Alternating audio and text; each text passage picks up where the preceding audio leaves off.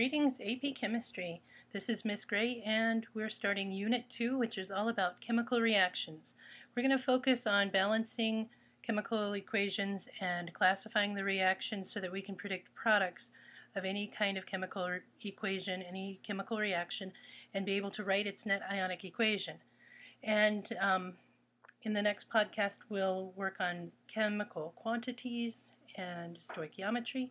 And then we're going to determine empirical and molecular formulas, and I'm going to show you a new way to do that. So in this very first podcast, we're just going to look at balancing chemical reactions. Let's get started. Remember, a chemical equation starts with reactants, ends up with products.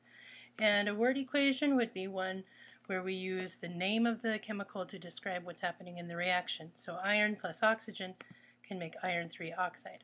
A chemical equation uses the symbols instead of the words. So the symbol for iron is Fe, and the symbol for oxygen is O2 because of the diatomic molecules.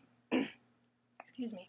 Then iron 3 oxide means we're dealing with the kind of iron that has a 3+ charge, and then oxygen is a 2-.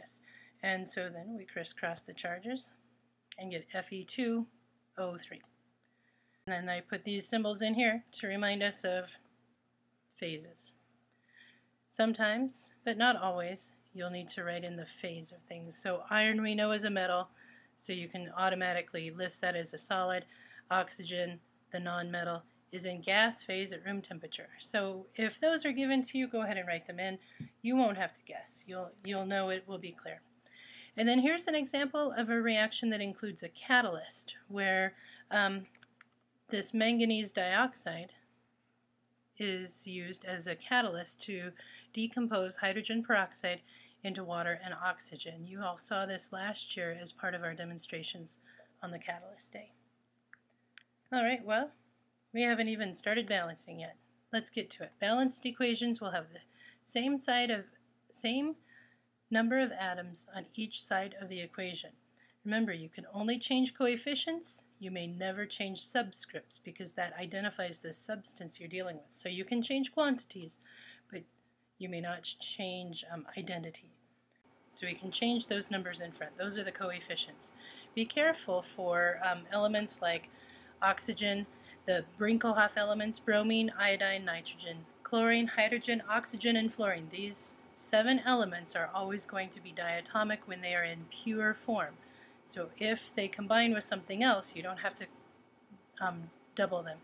Another one to look out for is sulfur. Sulfur's pure form is S8, and phosphorus is P4. So if it says elemental sulfur, that means S8. And if it just says sulfur, it means S8. Right? If it's combined with something else, then it can combine in a lot of different ways. Another way to balance is by the matrix method. You all know how to use the inspection and to work with a table to keep track, but let's look at the matrix method again.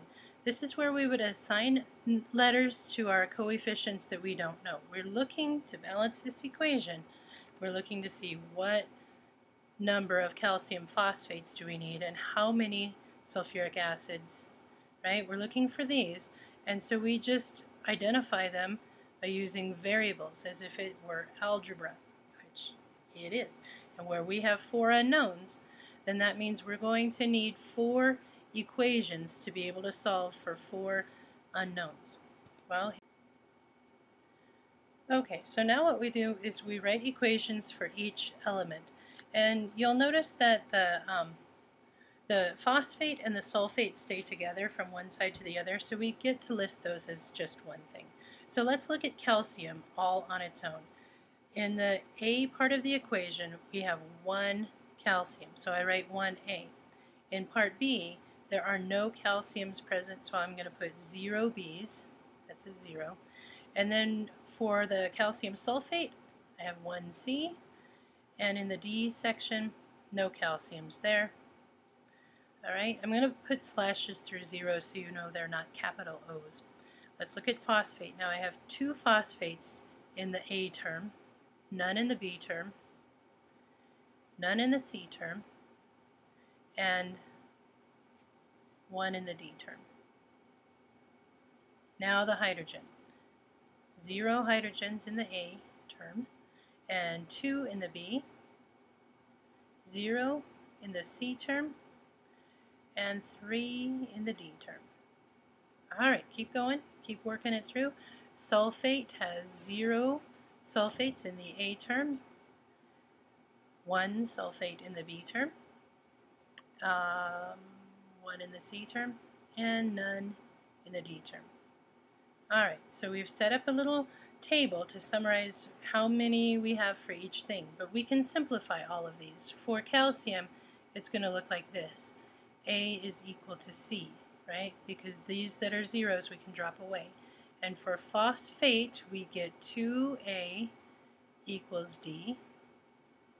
Hydrogen, we have 2B equals 3D. And for sulfate, B is equal to C. So that was our next step, is to simplify this equation. Simplify and solve. So here's my simplified equations. We're going to put A in for, we're going to put the number 1 in for A every time we see it. So 3 times A is 3 times 1, 3 is equal to C. So now we know what C is. Then if we put 2 times 1 in the next equation, we get D equal to 2. In the next part, we don't have any A's to substitute, but that's okay because I already know what D is. So I can solve for B by using D, or I can solve for B by using C, which looks a lot easier because B is going to be the same as C. So I didn't have to do this one at all. So what we know is that A is equal to 1, B is equal to 3, C equals 3, and D equals 2. Now what do we do with this? Oh, clear the writing. There we go. So now we solved for the coefficients. That part's done. We're going to take each coefficient and put it into the equation. So 1 goes here, and a 3 goes here. A 3 goes in the place of C, and a 2 goes in the place of D. Great, let's see what that looks like. Once we write the equation, we have this 1 here, we can drop that out. It's not necessary to write the 1 there. I showed you that it was there to remember that A was 1, but we don't need it. Sometimes you're going to get fractions when you solve these. And if you get fractions, just get to your lowest whole number by multiplying all of your numbers by the least common denominator. Well, guess what? That's it for this podcast.